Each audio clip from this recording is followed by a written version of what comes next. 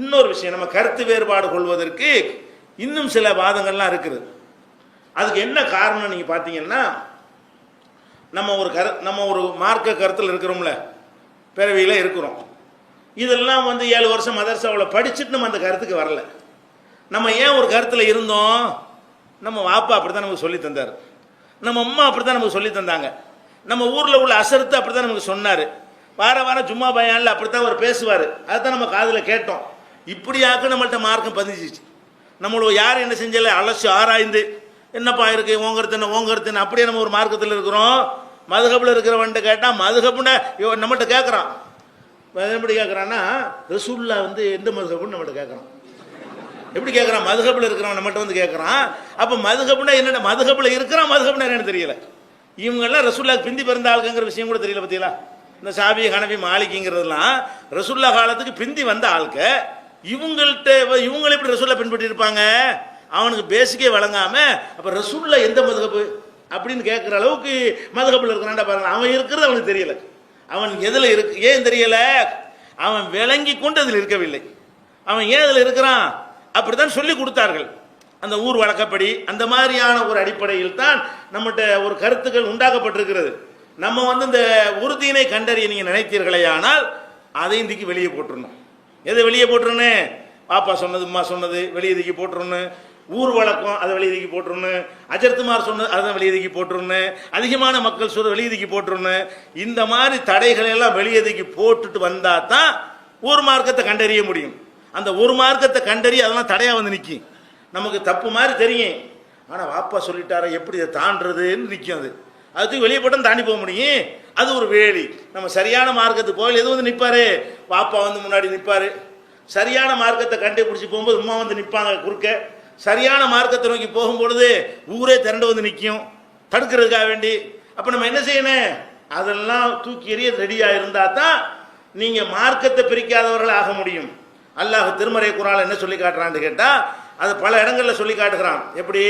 ஒய்தா கீரலகும் இத்தபியூமா அன்சலல்லாஹ், அல்லாஹ் அருளியதை பின்பற்றுங்கள் என்று இவர்களுக்கு சொல்லப்படும் பொழுது காலு இவர்கள் சொல்கிறார்கள், முடியாது. பல் நத்தபியூமா அல்ஃபைனா அலைஹி ஆபானா, எங்களுடைய முன்னோர்களை எந்த வழியில் நாங்கள் பார்த்தோமோ அதைத்தான் பின்பற்றுவோம். அல்லாஹ் சொன்னது அதெல்லாம் எங்களுக்கு என்னதுங்க, எங்க வாப்பா என்ன சொன்னா அதை தானே கேட்போம் அப்படின்னு சொல்கிறார்கள். அல்லாஹ் அதுக்கு ரிப்பிள் இப்படி கொடுக்குறான் தெரியுமா? அவ்வளவுக்கான ஆபாவுகும், இவங்களுடைய முன்னோர்கள், பெற்றோர்கள், மூதாதையர்கள், லா யாகிலூன ஷைஅன் வலா யஹ்ததூன், ஒன்றும் விளங்காதவர்களாகவும் நேர்வழி பெறாதவர்களாகவும் இருந்தாலும் இவர்கள் பின்பற்ற போகிறார்களா? உங்க வாப்பா பின்பற்று, நேர்வழியை சொன்னா பின்பற்று, அறிவுக்கு ஏத்த மாதிரி சொன்னா பின்பற்று. அறிவுக்கு ஏற்காத வகையில் உங்க வாப்பா சொன்னால் நீ கேட்பியா? நேர்வழிக்கு மாற்றமா சொன்னால் நீ கேட்பியா? உங்க வாப்பா 5 வேளை தொழுகின்றார பின்பற்று. ஏன்? நேர்வழியில உள்ளது, குர்ஆன்ல உள்ளது அவர் சொல்லியிருக்கிறாரு, ஹதீஸில் உள்ளது சொல்லியிருக்காருன்னு என்ன செய்ய? பின்பற்றிட்டு போ. ரமலான்ல நோன்பு வைக்க சொன்னாரா? அது நேர்வழியா இருக்கிறது, அது பின்பற்றிட்டு போ. அப்ப இல்லாத ஒன்று அவர் உண்டாக்க 3ஆம் பாத்தியாவது 7ஆம் பாத்தியாவதுன்னு சொன்னார்னா அதை நீ பின்பற்ற, அது நேர்வழியா இல்லையே. அப்ப நேர்வழியில் இல்லாமலும் அறிவுக்கு பொருத்தமற்ற முறையிலும் நடந்தால் கூட இவர்கள் முன்னோர்களை பின்பற்றுவார்களா? அல்லாஹ் கேட்கிறான். அப்ப இதான் தடை. நம்ம என்ன, ஓ அல்லாஹ் அதை ஏத்துக்க ரெடியா இல்ல. நம்ம இந்த உலகத்துல சொல்லலாம், எங்க வாப்பா சொன்னாங்க, முத்தாப்பா சொன்னாங்கன்னு, அங்க சொல்ல இயலாது. அல்லாஹ் இடத்துல என்ன செய்ய முடியாது. ஏன்டா அப்படி செஞ்ச? அதான் எங்க வாப்பா சொல்லி தந்தாரு, உங்க வாப்பாவோட சேர்ந்து போ. அப்படிதான் அல்லாஹ் சொல்லுவான். உங்க வாப்பாவை எங்க அனுப்ப போறனோ அங்க உன்னை அனுப்பி விட்டுருன்னு சொல்லிடுவானா இல்லையா? அல்லாஹ் அந்த பதில் அங்க எடுக்காது. அதனால என்ன செய்யணும்? அல்லாஹ் அழகா எச்சரிக்கிறான். 2வது அத்தியாயத்தின் 170வது வசனத்துல சொல்றான், அவ்வளவுக்கான ஆபாவும் லா யாகிலூன ஷைஅன் வலா யஹ்ததூன், அவர்கள் நேர்வழியை விளங்காமலும் மூட நம்பிக்கையில் இருந்தாலுமா நீங்கள் அவர்களை பின்பற்றுவீர்கள். முன்னோர்களை பின்பற்றுவது என்பது நேர்வழின்னு தெரிஞ்சாதான் பின்பற்றணும். குர்ஆன்ல உள்ளதை வாப்பா சொன்னாதான் கேட்கணும், ஹதீஸ்ல உள்ளதை வாப்பா சொன்னாதான் கேட்கணும். அது ரெண்டுலையும் இல்லாத சொன்னார்னா நேர்வழி இல்லை, நாங்கள் பின்பற்ற மாட்டோம் என்று சொல்லிவிட வேண்டும். அதே மாதிரி அல்லாஹ் சொல்லி காட்டுகிறான், நம்ம பெரும்பாலும் அதிகமான பேர் நம்மளை எது குறுக்கணிக்கும், என்னதான் இருந்தாலும் தௌஹீத் ஜமாத் கம்மியாக தானே இருக்கிறாங்க. அப்ப என்ன கணக்கு பண்ணிக்கிட்டு மக்கள் வராம இருந்தாங்க தெரியுமா? இவங்க 2, நாங்க 2000. எப்படி கணக்கு? நம்ம 2 பேர் இருக்கிறோமா, அவங்க 2000 பேர் இருக்காங்களாம், நாங்க 2000 இருப்போமா 2ல இருப்போமா இப்படின்னு சொல்லிக்கொண்டே அவங்க 2 அலட்சியப்படுத்தி விட்டார்கள். இப்படி பார்த்தா இப்போ ரசூல்லாவும் அப்படி தானே இருந்தாங்க ஆரம்பத்தில். அவங்க ஒரு ஆளும் இது உலகமெல்லாம் ஒன்றா சேர்ந்துக்கிட்டு எதிரியாக இருந்தாங்க. இது ஒரு வாதமா? ஒவ்வொரு நபிமார்களும் வரக்கூடிய நேரத்தில் அவங்க எத்தனையாக தான் இருந்தாங்க? அவங்களும் அவங்களோட சேர்ந்த 10 பேர் 15 பேர் தான் இருந்திருப்பாங்க. சொல்கிற செய்தி சரியானு பார்ப்பீங்களா? எத்தனை பேர் சொல்கிறான்னு பார்ப்பீங்களா? எத்தனை பேர் சொல்கிறாங்கிற ஒரு பெரிய லாஜிக்கா? உலகத்திலேயாவது அதை ஏற்றுக்கிற முடியுமா? முடியாது. ஏன்? அல்லாஹ் சொல்லி காட்டுகிறான், ஒயின் துத்தி அக்ஸர மன்ஃபில் அர்லி, இந்த பூமியில் இருக்கக்கூடிய மக்களில் அதிகமான பேரை, மெஜாரிட்டியை நீங்கள் பின்பற்றுவீர்களேயானால் யுலில்லுக அன் சபீலில்லாஹ், அல்லாஹ்வுடைய பாதையை விட்டு உங்களை வழிகெடுத்து விடுவார்கள். அதிகமான பேர் இருக்கிறான் அப்படின்னு போனீங்கன்னு வைங்க, அதெல்லாம் ஒரு வாதம். அதிகமான பேர் சொல்றதுனால தவறான வாதமா சொன்னாலும் சரியானது நமக்கு தெரிகிறது. அது எதனால சரியானது தெரிகிறது? ரொம்ப பேர் சொல்றாங்கல்ல, இவங்க 4 பேர் தானே சொல்றாங்க, 400 பேர் சொல்றாங்க. அப்ப 400 பேர் ஒரு வாதம் வச்சு அது கரெக்டா தான் இருக்கும். கிடையவே அல்லாஹ் என்ன சொல்றான்? அதிகமான பேர் என்ற காரணத்துக்கு நீங்கள் பின்பற்றுவீர்களேயானால் யுலில்லுக அன் சபீலில்லாஹ், அல்லாஹ்வுடைய நேர்வழியை விட்டு உங்களை கெடுத்து விடுவார்கள். யத்தபியூன இல்லல்லன்ன, அவர்கள் வெறும் கற்பனையை தான் பின்பற்றி கொண்டிருக்கிறார்கள், அவங்க உண்மையை பின்பற்றி கொண்டிருக்கவில்லை. மெஜாரிட்டி மக்கள் அல்லாஹ் சொல்லி காட்டுகிறான். இது 6வது அத்தியாயத்தில் 116வது வசனத்தில் எல்லாம் சொல்லி காட்டுகிறோம். இப்போ உலக விஷயத்தில் நம்ம பார்க்கணும், உலகத்திலேயே முஸ்லீம் அதிகமா முஸ்லீம் அல்லாதவங்க அதிகமா? முஸ்லீம் அதிகம். 700 கோடி மக்களை தாண்டிடுச்சு இன்னைக்கு உலக ஜனத்தொகை. 700 கோடியில் நம்ம ஒரு 200க்குள்ளே இருக்கிறோம். இப்போ 500 கோடி பேர் முஸ்லீமா இல்லையே? அப்போ மெஜாரிட்டி மக்கள் சொல்கிறது சரின்னு அதில் போய் சேர்ந்துட்டுமா? நம்ம மெஜாரிட்டி மக்களுடைய மார்க்கம் தான் சரின்னு சொன்னால் 200 கோடிக்கு கீழே தானே முஸ்லீம் இருக்கிறோம், 500 கோடிக்கு மேலே மற்றவன் இருக்கிறானே. அப்போ நீங்கள் எல்லாத்தையும் விட்டு வேறு மார்க்கத்துக்கு போயிடலாமா? மெஜாரிட்டிக்கு என்ன மரியாதை? மெஜாரிட்டிக்கு ஒன்றுமே கிடையாது. ஒரு ஊரில் போய் நீங்கள் பாருங்கள், பள்ளிவாசல் பரிசாக கட்டி வச்சுருப்பாங்க, வெள்ளிக்கிழமை பாருங்கள் நிறைஞ்சி வழியும், மற்ற நாளில் பாருங்கள் ஒரு செப்பு கூட ஆள் நிற்காது. அப்போ அவ்வளோ பேரில் மெஜாரிட்டி பேர் பள்ளிவாசல் வரமாட்டேங்கிறான்ல. ஒரு ஊரில் போனீங்கன்னா பள்ளிவாசலுக்கு வர்றவன் மெஜாரிட்டியா, வராதவன் மெஜாரிட்டியா? வராதவன் மெஜாரிட்டி. அப்போ நம்ம என்ன செய்யணும்? அதிகமான பேர் வருவது இல்லை, அதனால் அதான் நேர்வழி. கொஞ்சம் பேர் தான் வருகிறார்கள், அது வழிகேடுன்னு சொல்ல முடியுமா? இது மாதிரி முடிவெடுத்து அப்போ தானே எடுக்கணும். இது மாதிரி முடிவெடுத்தோம்னா 10 பேர் நிற்கிறாங்க, இவங்க வழிகேட்டில் இருக்கிறாங்க, சினிமா கோட்டையில் பாரு நிறைய பேர் இருக்கிறாங்க அப்படின்னு சொல்லுவேன். அப்போ அதான் நேர்வழி எல்லாம் வாங்க, அப்படி சரியா வருமா? இது ஒரு வாதமா? அதிகமான பேர் சொன்னா, அதிகமான பேர் சில நேரத்தில் கரெக்டாகவும் சொல்லுவான், அதிகமான பேர் தவறாகவும் சொல்லுவான். நீங்கள் அதிகத்தை தூக்கி அலட்சியம் படுத்திட வேணாம், அதிகத்துக்கு முக்கியத்துவம் கொடுத்துட வேணாம். என்ன சொல்றான்னு பாருங்க. அதிகமான பேர், நம்மளே தௌஹீத நாளைக்கு மெஜாரிட்டியா போயிடுவோம். அப்ப நீங்க உள்டப்படி என்று கேட்கக்கூடாது, அதிகமான பேர் இருக்கிறனால தௌஹீத விட்டுற முடியுமான்னு. அதிகம்ங்கிறது ஏற்றுக்கொள்வதற்கும் ஆதாரம் கிடையாது, நிராகரிப்பதற்கும் ஆதாரம் கிடையாது. அதிகமான பேர் சொல்வது என்ன சொல்றான்? அல்லாஹ் ஒருவன் என்று சொல்றானா ஏத்துக்க, அதிகமான பேர் சொன்னா ஏத்துக்க. எதனால அதிகமான பேர் சொல்றதுக்காக ஏத்துக்கிற கூடாது, செய்தி சரியா இருப்பதற்காக ஏற்றுக்கொள்ள வேண்டும். நெருப்பு சுடுமா சுடாதான்னு கேட்டால் அதிகமான பேர் என்ன சொல்லுவான்? சுடும்னு சொல்லுவான். தப்பா? அது இப்போ அது கரெக்டு தானே? நெருப்பு சோறுதுண்டா பசி ஆறும்னு எல்லாரும் தான் விளக்கி வச்சிருக்கிறான். அது அதிகமான பேர் சொல்றாங்க, அதனால அதை பசி ஆறாதுன்னு சொல்ல முடியுமா? அதிகமான பேர் கரெக்டாகவும் சொல்லுவான், அதிகமான பேர் தப்பாகவும் சொல்லுவான். தப்பா ரைட்டான்னு பார்த்து முடிவு செய்யணுமே தவிர எத்தனை பேர் அதில் இருக்கான்னு பார்த்து முடிவு செய்யக்கூடாது. அது அல்லாஹ்விடத்தில் ஈடுபடாது, உலகத்திலும் ஈடுபடாது, உலக சட்டத்தில் என்ன செய்யாது? ஏற்றுக்கொள்ளப்படாது. அதான் அல்லாஹ் கண்டிக்கிறான். ஒயின் துத்தி அக்ஸர மன்ஃபில் அர்தி யுலில்லுக அன் சபீலில்லாஹ், அதிகமான மக்களை நீங்கள் பின்பற்ற ஆரம்பித்தால் உங்களை வழிகெடுத்து விடுவார், அல்லாஹ்வுடைய பாதையை விட்டு வழிகெடுத்து விடுவார்கள் அப்படின்னு சொல்லி காட்டுகிறான். அதனால் நம்ம என்ன விளங்கணும்? முன்னோர்கள் பெரியார்கள் இதெல்லாம் தூக்கி எறிஞ்சிட வேண்டியதான். இன்னும் சொல்ல போனால் அஜர்த்துமார்கள் சொன்னால் கரெக்டாக இருக்கும் அப்படிலாம் நினைச்சிட்டு இருக்கிறாங்க. இத்தகது அஹ்பாரகும் ஒரு ஹுபானகும் அர்பாவும் இந்தூனில்லாஹ், தங்களுடைய மத குருமார்களை இவர்கள் கடவுளாக ஆக்கி விட்டார்கள் என்று அல்லாஹ் குர்ஆன்ல கண்டிக்கிறான். மத குருமார் சொன்னால் கரெக்டாக இருக்கும், அப்படி இருக்குமா? மத குருமார்களுக்கு என்ன எந்த விஷயத்தை கரெக்டாக சொல்லியிருக்கிறாங்க? இவ்வளோ அனாச்சாரங்களை உண்டாக்குன்னு அவங்களா தான் இருக்கிறாங்க. அப்போ மத குருமார் அஜத் சொன்னால் சரியா இருக்கும், இதெல்லாம் தூக்கி எரிந்து விட்டு அல்லாஹ் சொன்னா தான் சரியா இருக்கும். உலகத்துக்கு முதல்ல அல்லாஹ் சொன்ன செய்தி அதுதான். ஆதம் அலைஹிஸ்ஸலாத்தை அல்லாஹ் படைக்கிறான், தன்னுடைய கையால் படைக்கிறான், அவனுடைய எல்லா ஆற்றலையும் அவர் காட்டுகிறான். அவர் அற்புதமான ஒரு சொர்க்க சோலையில் அவங்க 2 பேரையும் வாழ வைக்கிறான். ஒரே ஒரு கட்டளையை போட்டால் மீறி விட்டார்கள், தெரிஞ்ச விஷயங்கள். ஒரே ஒரு கட்டளை தான், வலா தக்ரபா ஹாதிஹி ஷஜரா, இந்த மரத்தை 2 பேர் நெருங்காதீர்கள், ஃபதகூனா மினல் ஸாலிமீன், அநியாயக்காரர் ஆகிவிடுவீர்கள் நல்லா எச்சரிக்கை பண்ணான். மீறிட்டாங்க. மீறினோன்னு அல்லாஹ் என்ன பண்ணுறான்? அவங்க 2 பேரும் வெளியேற்றிடுறான். அந்த சொர்க்க சோலையிலிருந்து போ வெளியே, ஊர் கட்டளை தானே போட்டேன், வேற ஏதாவது ஆர்டர் போட்டு தொழுவ சொன்னா, நோன்பு வைக்க சொன்னா, ஜக்காத்து கொடுக்க சொன்னா, வேற ஏதாவது உனக்கு மரத்தை நெருங்காதீங்க, வேற என்ன வேணாலும் செஞ்சுக்கிறேன்னு சொன்னேன். இது விட ஒரு ஜாலியான வாழ்க்கை இருக்குமா? ஒரே ஒரு தடை, மற்ற எல்லாம் அனுமதி. இப்படியான ஒரு வணக்கம் எதுவுமே அவங்க 2 பேருக்கும் இல்லை. என்னத்தை விரும்புகிறாங்களோ அவ்வளோ செய்யலாம். இவ்வளவு அழகான ஒரு நிலையில உங்களெல்லாம் வைத்திருந்ததற்கு இப்படி செஞ்சுட்டீங்களேன்னு எல்லாம் விரட்டுறான். விரட்டும் போது என்ன சொல்லி விரட்டுறான் தெரியுமா? அதான் முக்கியமானது.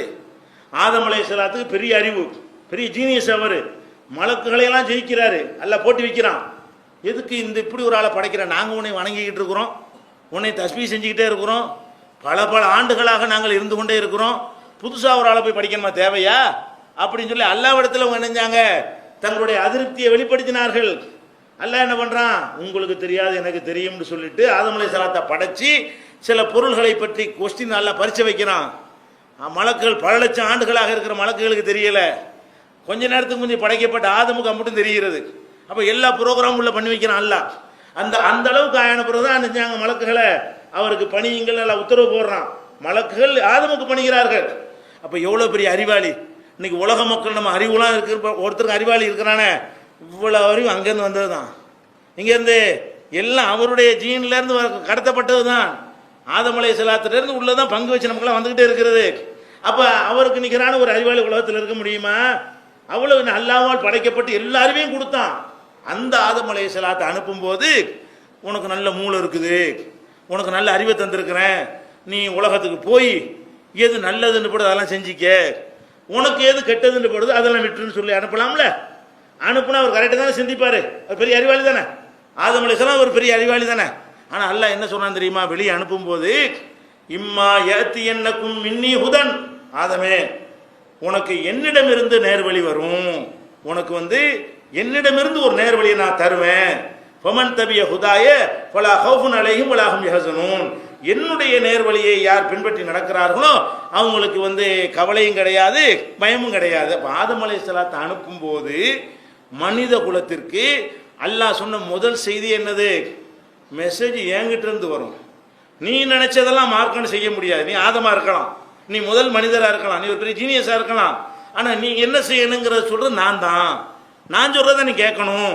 அப்படி நடந்தால் தான் உனக்கு பயமும் இல்லை கவலையும் இல்லைன்னு சொல்லி அனுப்பும்போது, இம்மா யஅதி யன்னக்கும் மின்னி ஹுதன், என்னிடமிருந்து உனக்கு நேர்வழி வரும், அதை பின்பற்றினால்தான் உனக்கு என்ன இல்லை கவலை கிடையாது பயம் கிடையாதுன்னு சொல்லி அனுப்புகிறான்.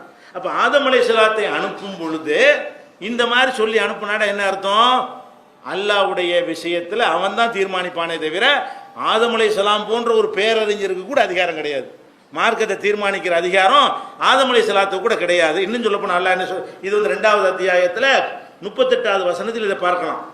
அதை விட அல்லாஹ் கேட்குறான், குல், இந்த மார்க்கம் பிரியக்கூடாதுன்னு இருக்கீங்கள, அதெல்லாம் ஆழமாக பதிகிறதுக்கு இந்த கேள்விகள் எல்லாம் கேட்குறான்.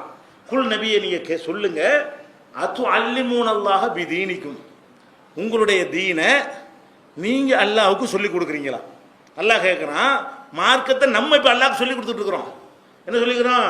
நம்ம புதுசாக மார்க்கத்தை உண்டாக்கணும். என்ன அர்த்தம்? இதை அல்லாஹ் சொல்லலை, நாங்கள் கண்டுபிடிச்சிட்டோம். நீங்களா ஒரு 7ஆம் பாத்தியா 3ஆம் பாத்தியான்னு ஓதுறீங்க, இது அல்லாஹ் சொல்லலை. அப்போ என்ன அர்த்தமாகுது? இது கூட தெரியல அல்லாஹ்வுக்கு. இந்த 3ஆம் பாத்தியா தெரிஞ்சா அல்லாஹ்வுக்கு, இந்த 7ஆம் பாத்தியா தெரிஞ்சா, இந்த தாயத்தை பற்றி அல்லாஹ்வுக்கு தெரிஞ்சா, மேராஜ் நோன்பு அல்லாஹ்வுக்கு தெரிஞ்சா, பராத்து நம்மளாம் இவ்வளோ கண்டுபிடிச்சிருக்கிறோம் அப்படின்னா அதுக்கு என்ன அர்த்தமாகுது? மார்க்கத்தை அவன் உங்களுக்கு சொல்றதுக்கு பதிலாக நீங்கள் அவனுக்கு சொல்லி கொடுக்குறீங்கன்னு தான் ஆகுது. அவனுக்கு ஒன்றும் தெரியாத மாதிரி நீங்களே கண்டுபிடிச்சிடுற மாதிரி அர்த்தமாகும்ல. அதுக்கு அல்ல அப்படி கேட்குறான் அல்லாஹ். குல் நபியை நீங்கள் கேளுங்க, அத்து அல்லிமூன் அல்லாஹ பிதீனிக்கும், உங்களுடைய தீனை நீங்கள் அல்லாஹ்வுக்கு சொல்லி கொடுக்குறீங்களா? வல்லாஹு யஅலமு மா ஃபிஸ் ஸமாவாத்தி வ மா ஃபில் அர்த், வானங்களில் உள்ளதையும் பூமியில் உள்ளதையும் அல்லாஹ் அறிகிறான். வல்லாஹு பிகுல்லி ஷைஇன் அலீம், அனைத்தும் அவன் அறிந்து கொண்டிருக்கிறான். அவனுக்கு நீ சொல்லி கொடுக்குற. அப்போ அல்லாஹ் தான் இந்த மார்க்கத்துக்கு சொந்தக்காரன். இதை விளங்கிக்கிட்டீங்கன்னு வைங்க, இப்போ இதை விளங்குனா தான் இந்த தீன் ஒன்றாகும், ஒரு தீனை நம்ம ஆக முடியும். இதை மனசில் பதிய வச்சுக்கணும். அல்லாஹ் சொன்னதை நம்ம ஏற்றுக்கிறணும்.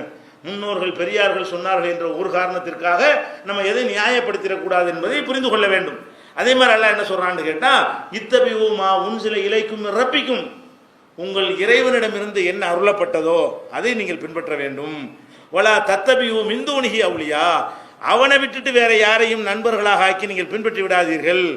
நான் என்ன இறக்குனேனோ அதைத்தான் நீங்கள் எடுத்துக்கொள்ளணும். இதெல்லாம் மனசில் ஆழமாக பதியணும். பதிஞ்சாதான் தவறான வாதங்கள் தவறு என்று நமக்கு புரியும். தவறான வாதங்களை ஒரு பக்கம் வைத்துக்கொண்டு வாப்பா சொன்னது தப்பா இருக்காது, அஜர்த்து சொன்னா தப்பா இருக்காது, பெரும்பான்மை மக்கள் சொன்னா தப்பா இருக்காதுன்னு வச்சுக்கிட்டு பார்த்தா எப்படி உங்களுக்கு தப்புன்னு போன எல்லாத்தையும் ஓரம் கட்டி வச்சிருந்தேன். அல்லாஹ் என்ன சொல்றான் அதை தெரிஞ்சுக்கிடுவோம். அந்த ஒரு மனநிலைக்கு வர வேண்டும். அதே மாதிரி அல்லாஹ் என்ன சொல்றான்னு கேட்டா, இன்னமா இதெல்லாம் மனசுல வந்த பிறகுதான் எல்லாம் ஒற்றுமை ஏற்படும். இன்னமா கான கவுலல் மூமினின், மூமின் என்றால் அவங்களுடைய பதில் எப்படி இருக்க வேண்டும் என்றால், இதா துஉ இலல்லாஹி வ ரசூலிஹி, அல்லாஹ் ரசூலின் பக்கம் அவர்கள் அழைக்கப்படுவார்களே ஆனால் எதுக்காக வேண்டி யஹ்கும பைனஹும், அவங்களுக்கு மத்தியிலே அல்லாஹ் தீர்ப்பளிப்பதற்காக வேண்டி அல்லாஹ் சொல்றத கேளுவா, ரசூல் சொல்றத கேளுவா என்று அழைக்கப்படுவார்களே ஆனால் ஐயகூலு சமிஅனா வ அத்தஅனா, செவியுற்றோம் கட்டுப்பட்டோம் என்று சொல்வதுதான் மூமின்களுடைய பேச்சாக இருக்க வேண்டும். நீ ஒரு மூமினா இருந்தால் இந்த அல்லாஹ் சொன்னாவாப்பா அப்படியா கேட்குறாங்கன்றணும், அல்லாஹ்வுடைய ரசூல் சொன்னாவா இந்த கேட்குறேன்றணும். மூமின் என்பதற்கு அடையாளம் என்ன? எங்க அப்பன் சொன்னா பாட்டன் சொன்னாங்கிறது பதிலாக இருக்கக்கூடாது.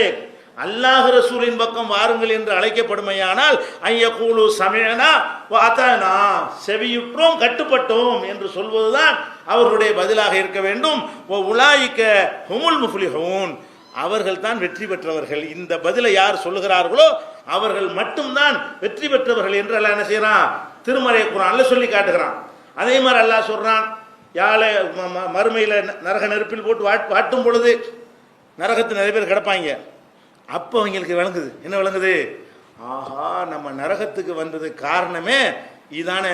எது பெரியார் சொன்னார், முன்னோர் சொன்னார், இதை கேட்டு தான் நரகத்துக்கு வந்துட்டோம் அல்லாஹ் சொல்லி காட்டுறா. எப்படின்னு கேட்டா, யௌமத்து கல்லபு உஜூஹும் ஃபின்னார், சில முகங்களை நரகத்தில் போட்டு அல்லாஹ் புரட்டுவான். புரட்டும் போது அவன் சொல்லுவானா, யாழை தனா அதான் அல்லாஹ் அத்தன ரசூலா, அல்லாஹ் சொன்னதை கேட்காம போயிட்டனே, ரசூல் சொன்னதை நான் கேட்கவில்லையே, இன்னா தானா சாதத்தனாவ குபரானா, எங்கள் தலைவர்கள் பெரியார்கள் சொல்லை கேட்டோம், அகல்லூன சபீலா, எங்களை வழிகெடுத்து விட்டாங்களே, பெரியார் சொன்னாங்க, அஜர் சொன்னாங்க, மௌலானா சொன்னாங்கன்னு கேள்விப்பட்டு கேட்டு நாங்கள் நாசமா போயிட்டோமே, எங்களை இந்த மாதிரி தள்ளி விட்டார்கள் என்று சொல்லி நரகத்தில் போட்டு புலம்புவார்கள் எல்லாம் சொல்றானே, அதெல்லாம் அந்த தடையை நீக்கிறதுக்கு தான். இதை அஜர்த்து சொன்னார் பெரிய, அதெல்லாம் தூக்கி எரிஞ்சிடணும். தௌஹீ ஜமாத் அஜர்த்து சொன்னாலும் சரிதான், வேற ஜமாத் அஜர்த்து சொன்னாலும் குர்ஆன்ல இருக்குதா, ரசூல் ஸல்லல்லாஹு அலைஹி வஸல்லம் சொன்னார்களா, இந்த ரெண்டு தான் இருக்க வேண்டுமே தவிர வேற எந்த ஒரு அஜர்த்துக்கும் என்ன கிடையாது, முக்கியத்துவம் கிடையாது என்பதை இந்த வசனத்தின் மூலமாக அல்லாஹ் சொல்லி காட்டுகிறான். அப்ப இதை கவனத்தில் வைத்துக்கொண்டு இந்த தடைகள் எல்லாம் நீக்கிவிட்டு நம்ம என்ன செய்யணும், ஒரு முடிவுக்கு வந்தா, எந்த ஒரு முடிவுக்கு வரணும், அதாவது மார்க்கத்தை நம்ம பிரிச்சிடக்கூடாது என்று சொன்னால் அல்லாஹ்வும் ரசூலும் சொன்னது என்னவோ அதை ஏற்றுக்கொள்ள வேண்டும். அதுக்கு மாற்றமான ஒரு கருத்தை சொன்னவர்கள் யார் என்று பார்த்து அவங்களுக்காக வேண்டி அதை நியாயப்படுத்திடக்கூடாது. யாரை சொன்ன ஆளை மறந்துடணும். ஆளை மறந்துட்டு என்ன செய்யணும், காதால மட்டும்தான் கண்ணை மூடிக்கிறோன்னு சொல்லலாம். சொல்றானா மூஞ்ச பார்த்தா மாறிடுவோம். பெரிய தாடி இருந்துச்சுன்னு வைங்களேன் தலையாட்டிடுவோம். பெரிய ஜிப்பா இருந்துச்சுன்னு வைங்களேன் கண்ணை மூடிக்கிட்ட காது மட்டும் தான் கேட்கும். காது கொடுத்து கேளு, செய்தி கரெக்டா, கரெக்டு தான் எதிர்ப்போம். செய்தி தப்பா ஏத்துக்கிற, மூஞ்ச ஏன் பார்க்குற, எவன் சொன்னா என்ன, தெரு கீழே ஒரு 5 பவுன் செயின் கிடக்குது, ஒரு தெருக்கூட்டம் வந்து இந்த 5 பவுன் செயின் கிடக்குதுங்கிறான், நீ என்னடா சொல்றது போட அப்படின்னு விடுவிலாத. அவன் யாருன்னு பார்ப்பீங்களா, மேட்டரை பார்ப்பீங்களா, சொல்றவன் எவனா இருந்தா எனக்கு என்ன, அது ஒண்ணுமா எடுத்துக்கிறோம், செயின் எடுத்துக்கிறோமா இல்லையா. அப்ப சொல்றவன் யாருன்னு பாக்குறீங்களா, சொல்ற செய்தியை பாக்குறீங்களா, உலகத்துல மட்டும் கரெக்டா இருக்கிறீங்களா இல்லையா. ஒரு பெரிய அஜர்த்து வர்றாரு, 1000 ரூபாய் தாள் வச்சுக்கிறீங்க, அது 4 துண்டா கிழிச்சு போடுங்கிறாரு, கிழிச்சு போடுவீங்களா. அஜர்த்து வர்றாருங்க, 1000 ரூபாய் வச்சுக்கிறீங்களா, 4 துண்டா கிழிங்கிறாரு, பூசா இருக்கான், அது மட்டும் கரெக்டா இருக்கீங்களா இல்லையா. 1000 ரூபாய் விஷயத்துல அவ்வளவு கரெக்டா இருக்கிறீங்க, அவர் என்ன செய்யறாரு, இன்னைக்கு நோம்பு வைக்கிறோங்கிறீங்க. அப்ப மார்க்கத்துக்கு என்ன மரியாதை உங்களுக்கு, துன்யா விஷயத்துல அவ்வளவு கவனமா இருக்கிறீங்கல்ல, துன்யா விஷயத்துல எது லாபம் எது நஷ்டம் கரெக்டா உங்களுக்கு விளங்கி வச்சிருக்கிறீங்க, ஆளை பார்க்க மாட்டேங்கிறீங்க. அஜர்த்து சொல்லிட்டாருப்பா கிளிப்பா அப்படின்னு எவனாவது 1000 ரூபாய் கிளிப்பானா, கிளிக்க மாட்டேங்கிறான். அந்த ஆளை பார்க்குற மெசேஜ் கரெக்டா துன்யாவில் கிளீனா பார்த்துட்டு இருக்கிறோம். ஆளை பார்க்காம எதை பார்க்குறோம், சொன்ன செய்தி என்ன, கரெக்டான செய்தி எவன் சொன்னாலும் ஏற்றுக்க ரெடியா இருக்கிறோம், தப்பான செய்தியை எவன் சொன்னாலும் நிராகரிக்க ரெடியா இருக்கிறோம். இது வந்து விட்டது என்று சொன்னால் எது எது தவறான வாதம் எது எது சரியான வாதம் உங்களுக்கே புரிய ஆரம்பித்து விடும். இதை வந்து ஆழமாக மனசில் பதிய வைத்து கொண்டு நம்ம தவறான வாதங்கள் ஒன்று ஒன்றா நுழைய போகிறோம்.